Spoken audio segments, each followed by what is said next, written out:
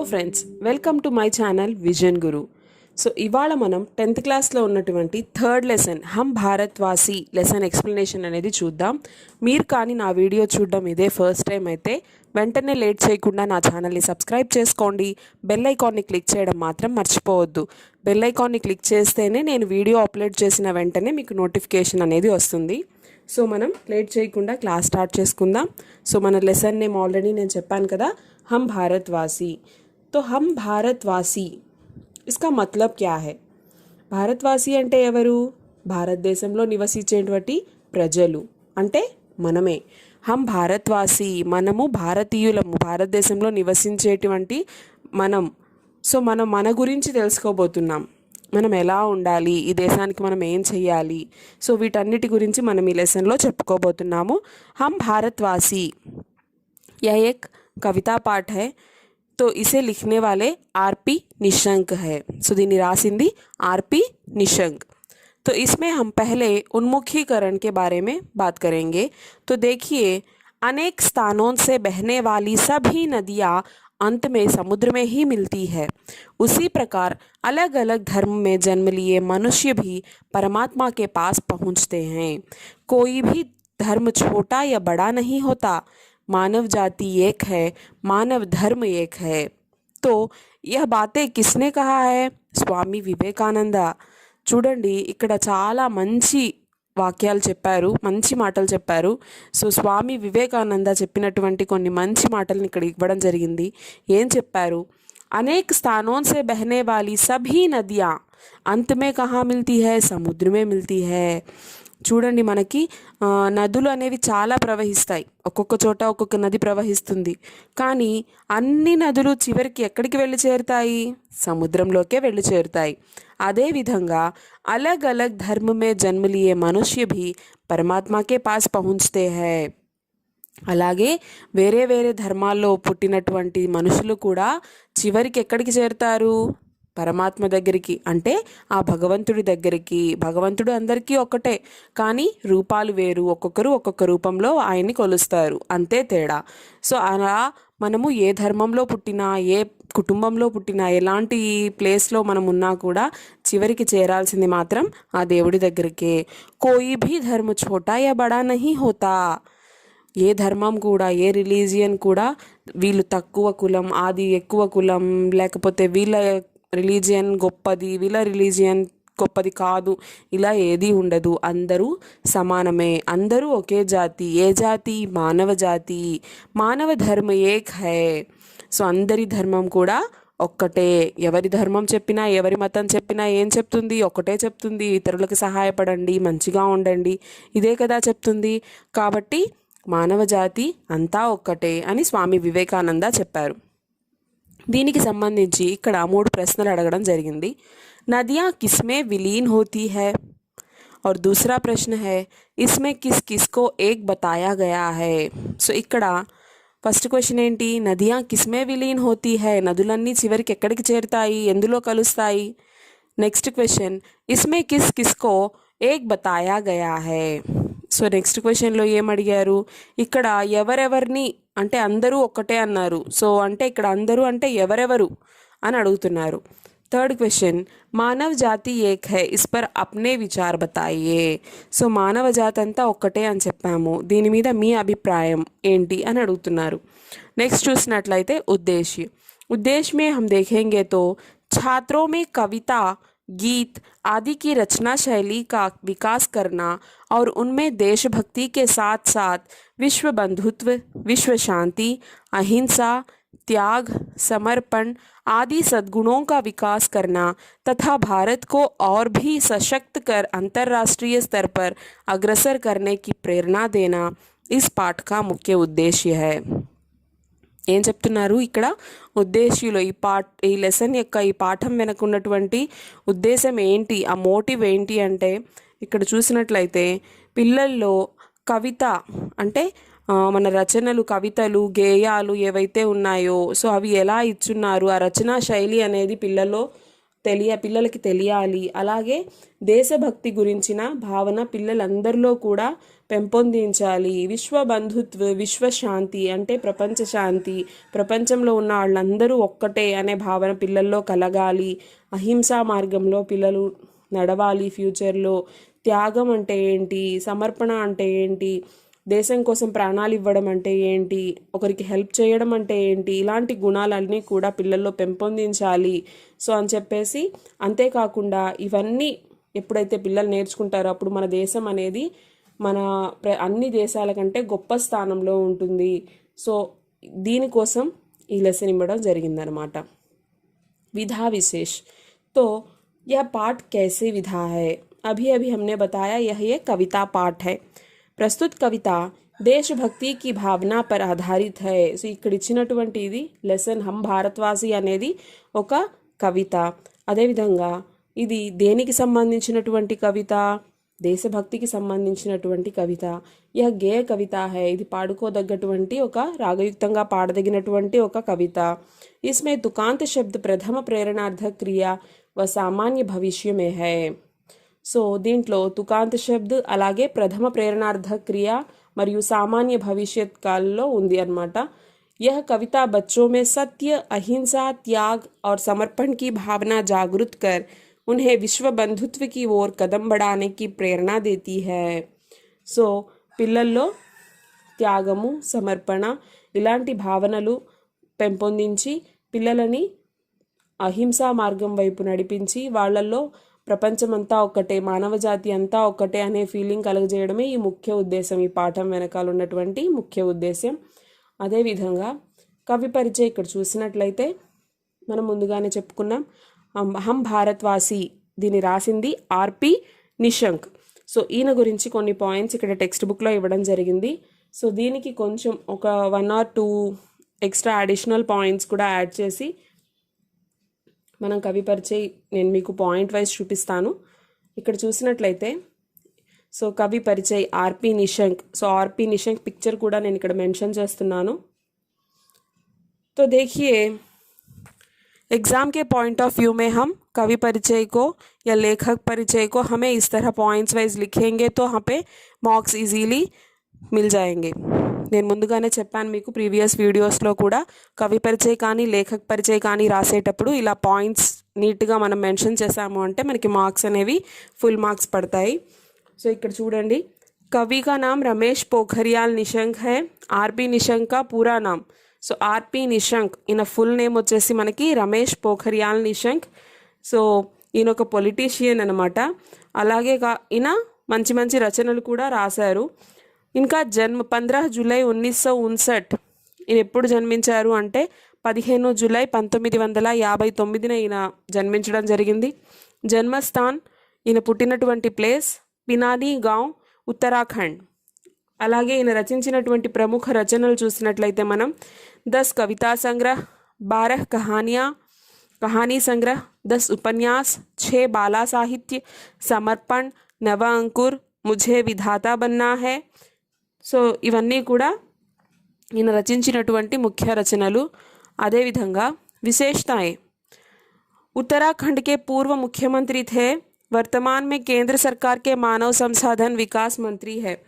So ఈయన minister of human resource development present చూసుకున్నట్లయితే, అలాగే ఆయన ఉత్తరాఖండ్కి పూర్వ ముఖ్యమంత్రి కూడాను. రాహుల్ సాంకృత్యాయన్ పురస్కార్ और विद्या वाचस्पति उपाधि से सम्मानित कवि है. సో ఇవి ఈయనకి ఇచ్చినటువంటి బిరుదులు. नेक्स्ट हम विषय प्रवेश में चले जाएंगे. तो देखिए, भारत प्राचीन देश है, यहाँ की संस्कृति और सभ्यता सारे विश्व को लुभाती है. सत्यवानों, अहिंसावादियों, संतों, सूफियों, कर्तव्यनिष्ठों, धर्मनिष्ठों और देशभक्तों की पावन भूमि भारत देश है. आज यहाँ का बच्चा बच्चा भी इनके मार्ग पर चलकर विश्व शांति व विश्व बंधुत्व की पवित्र भावनाओं से दुनिया को पावन धाम बनाना चाहता है. చూడండి, భారతదేశం అనేది చాలా పురాతనమైనటువంటి ప్రాచీనమైనటువంటి దేశం. यहाँ की సంస్కృతి और సభ్యత సారే విశ్వకో లుభాతి హై. మన దేశంలో ఉన్నటువంటి సంస్కృతి సాంప్రదాయాలు, ఇక్కడ ఉన్నటువంటి కల్చర్, ఇదంతా కూడా ప్రపంచంలో ఉన్నటువంటి ప్రతి ఒక్కరికి కూడా నచ్చుతాయి. సో అంత అలాంటి సంస్కృతి సాంప్రదాయాలతో మనం జీవిస్తున్నాం.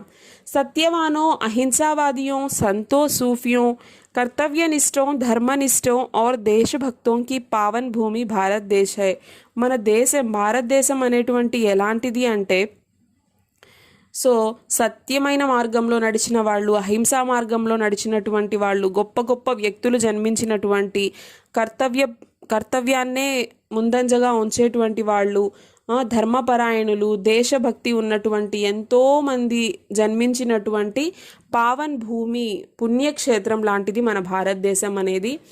आज यहाँ का बच्चा बच्चा भी इनके मार्ग पर चलकर विश्व शांति व विश्व बंधुत्व की पवित्र भावनाओं से दुनिया को पावन धाम बनाना चाहता है. ఇవాళ మన భారతదేశంలో ఉన్నటువంటి ప్రతి పిల్లాడు కూడా, ప్రతి ఒక్కరూ కూడా అలాంటి మహానుభావులు నడిచినటువంటి దారిలో నడిచి మన దేశాన్ని ముందంజలో ఉంచాలి, ప్రపంచాన్ని ఒక్కటిగా ఉంచాలి, అందరూ ఒక్కటే అనే భావన అందరిలో పెంపొందించాలి. సో ఈ భారతదేశాన్ని ఒక పుణ్యక్షేత్రంగా మార్చాలి అని మనసులో సంకల్పం తీసుకొని ఉన్నారు. और हम कविता की ओर चले जाएंगे. तो देखिए बच्चों, हम भारतवासी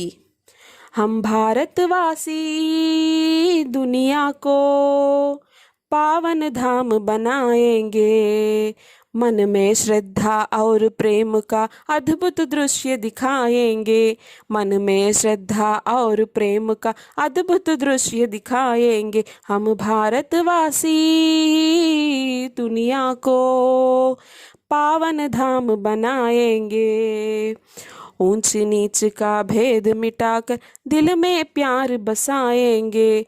नफरत का हम तोड़ कुहासा अमृत रस सरसाएंगे. हम निराशा दूर भगाकर फिर विश्वास जगाएंगे. हम निराशा दूर भगाकर फिर विश्वास जगाएंगे. हम भारतवासी दुनिया को पावन धाम बनाएंगे. उलझन में उलझे लोगों को तथ्य दीप समझाएंगे. भटक रहे जो जीवन पथ से उनको राह दिखाएंगे. हम खुशियों के दीप जला जीवन ज्योत जलाएंगे. हम भारतवासी दुनिया को पावन धाम बनाएंगे. हम भारतवासी दुनिया को पावन धाम बनाएंगे. मन में श्रद्धा और प्रेम का अद्भुत दृश्य दिखाएंगे. सत्य अहिंसा त्याग समर्पण की बगिया महकाएंगे. जग के सारे क्लेश मिटाकर धरती को स्वर्ग बनाएंगे. विश्व बंधुत्व का मूल मंत्र हम दुनिया में सरसाएंगे. हम भारतवासी दुनिया को पावन धाम बनाएंगे. मन में श्रद्धा और प्रेम का अद्भुत दृश्य दिखाएंगे. मन में श्रद्धा और प्रेम का अद्भुत दृश्य दिखाएंगे. तो इस कविता का एक्सप्लेनेशन हम देखेंगे. सो దీని ఎక్స్ప్లెనేషన్ అనేది చూద్దాం. हम भारतवासी दुनिया को पावन धाम बनाएंगे. మేము భారతీయులం, ఈ భారతదేశంలో నివసించేటువంటి మేము ఈ దేశాన్ని పావన్ ధామ్ బనాయింగే, ఒక పుణ్యక్షేత్రంగా మారుస్తాము. పుణ్యక్షేత్రం అంటే ఏంటి? మనకి అది ఒక మస్జిద్ కావచ్చు, ఒక టెంపుల్ కావచ్చు, ఒక చర్చ్ కావచ్చు, ఏదైనా సరే వాటిని అలా మన గొప్ప గొప్ప టెంపుల్స్, మనకి ప్రాచీన పుణ్యక్షేత్రాలు అంటాము, కాశీ ఇలాగా. అంటే ఏంటి పుణ్యక్షేత్రము అంటే ఏంటి?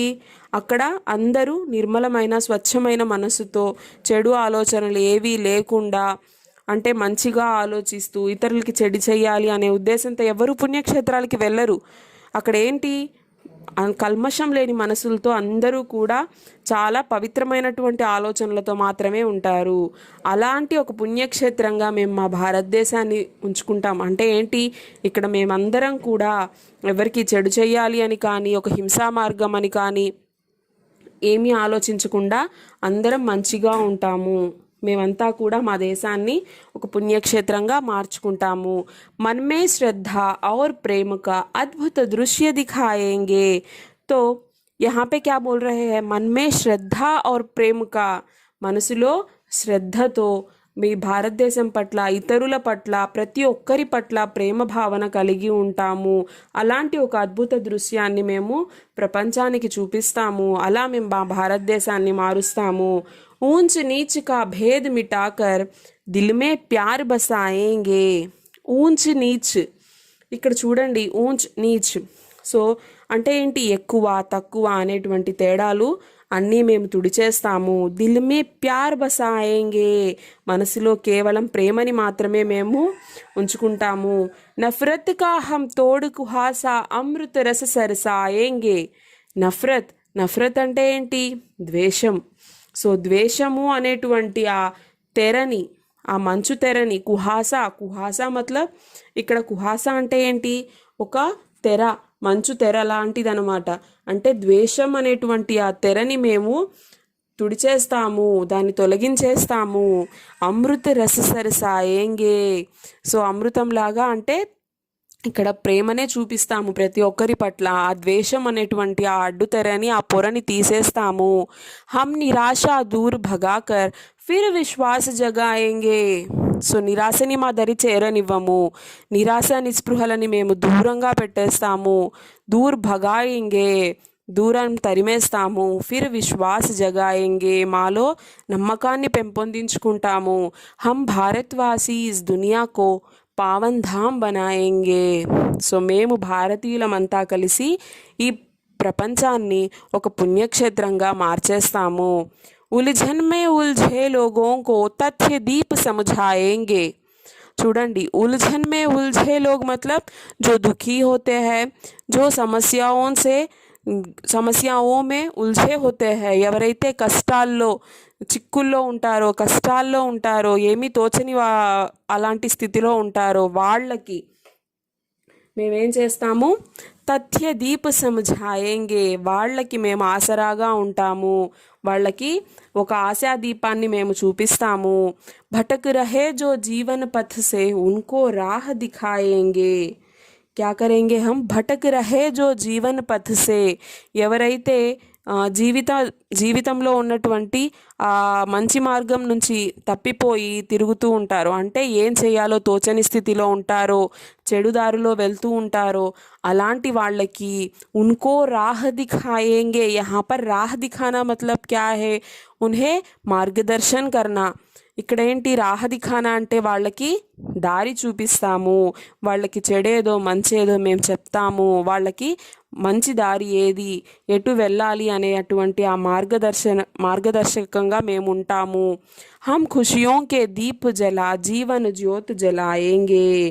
ఏం చెప్తున్నారు, అలా నిరాశ నిస్పృహలతో ఉండి దారి తోచని స్థితిలో ఉన్న వాళ్ళకి మేము దారి చూపిస్తాము. వాళ్ళకి సంతోషం అనేటువంటి ఆ వెలుగుని మేము వాళ్ళ జీవితంలో ఆ సంతోషం అనేటువంటి ఆ వెలుగుని మేము నింపుతాము. హమ్ భారత్వాసీ దునియాకో పావన్ ధామ్ బనాయేంగే. మేము భారతీయులమంతా కూడా ఈ ప్రపంచాన్ని ఒక పుణ్యక్షేత్రంగా మారుస్తాము. మనమే శ్రద్ధ और प्रेम का अद्भुत दृश्य दिखाएंगे.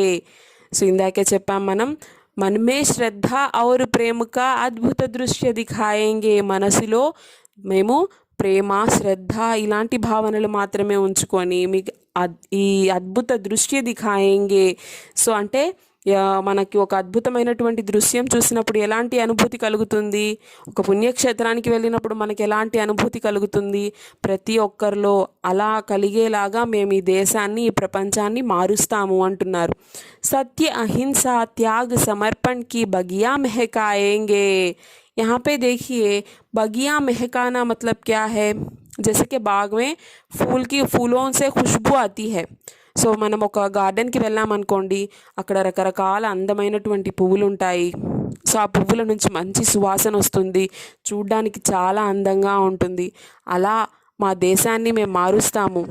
తోటలో మనకి పువ్వులు ఎలాగో ఈ ప్రపంచంలో ఈ దేశంలో ఉన్న వాళ్ళల్లో మేము సత్యము, అహింస, త్యాగము, సమర్పించుకునేటువంటి అంటే సమర్పణ, త్యాగం చేసేటువంటి ఆ గుణము, ఇవన్నీ కూడా ప్రతి ఒక్కరిలో మేము నింపుతాము. ప్రతి ఒక్కరం అలాగే ఉంటాము అంటున్నారు. జగ్కే సారే క్లేష్ మిటాకర్ ధరతీ కో స్వర్గ్ బనాయేంగే. జగ్ మతలబ్ దునియా, ప్రపంచంలో ఉన్నటువంటి అన్ని కలహాలు కలతలుని మేము తుడిచేస్తాము. జగ్కే సారే క్లేష్ మిటాకర్ ధరతీ కో స్వర్గ్ బనాయేంగే. ధరతీ కో హమ్ క్యా బనాయేంగే, స్వర్గ్ బనాయేంగే. ఈ భూమిని మేము స్వర్గంలా మార్చేస్తాము. ఎక్కడా కూడా కొట్లాటలు కలహాలు ఇవేమీ లేకుండా మేము ఈ భూమిని స్వర్గంగా మారుస్తాము. విశ్వ బంధుత్వ కా మూల మంత్ర హం దునియా మే సరసాయేంగే. విశ్వ బంధుత్వ, ప్రపంచంలో ఉన్నటువంటి వాళ్ళంతా కూడా ఒక కుటుంబం, అలాంటి ఒక మూలమంత్రాన్ని మేము అందరిలో పెంపొందిస్తాము, అందరిలో ఆ భావనని కలగజేస్తాము. హమ్ భారత్వాసి దునియా కో పావన్ ధామ బనాయేంగే. మేము ఈ భారతీయులం ఈ ప్రపంచాన్ని ఒక పుణ్యక్షేత్రంగా మారుస్తాము. మనమే శ్రద్ధ ఔర్ ప్రేమ కా అద్భుత దృశ్య దిఖాయేంగే. మనసులో శ్రద్ధ ప్రేమ అనేటువంటి భావనలు పెంపొందించుకొని ఈ ప్రపంచానికి ఒక అందమైనటువంటి ఒక ప్రపంచాన్ని మేము పరిచయం చేస్తాము అని ఇక్కడ కవి చెప్పడం జరిగింది. చూసారా పిల్లలు, మీ అందరికీ అర్థమైంది అనుకుంటున్నాను. మీకేమైనా ఈ లెసన్కి సంబంధించి ఎక్స్ప్లెనేషన్కి సంబంధించి డౌట్స్ ఉన్నట్లయితే కామెంట్ సెషన్లో పెట్టండి, నేను వాటికి కూడా క్లారిటీ ఇస్తాను. మీకు కానీ నా ఈ వీడియో నచ్చినట్లయితే లైక్ చేయండి, షేర్ చేయండి, and don't forget to subscribe my channel vision Guru. Next వీడియోలో ఇంకొక లెసన్ ఎక్స్ప్లెనేషన్లో కలుద్దాం. Thank you.